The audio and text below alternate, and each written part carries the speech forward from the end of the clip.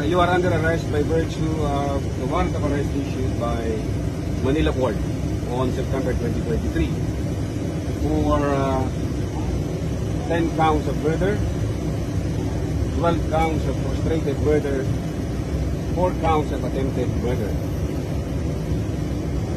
In addition to that, in 2024, a warrant of arrest was also issued against you by the Dumaguete Court for murder,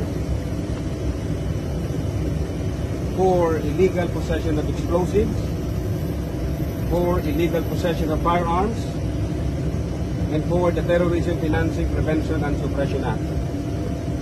Ginoong Arnolfo Teves Jr., kayo po ay may karapatan malaman ng iyong karapatan. At ito po ang mga sumusunod. Kayo ay may karapatan tumahimik.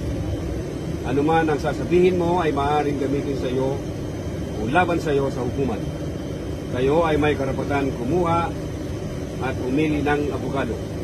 Kung wala ho kayong kakayanan kumuha ng abogado, bibigyan ho kayo ng ating gobyerno.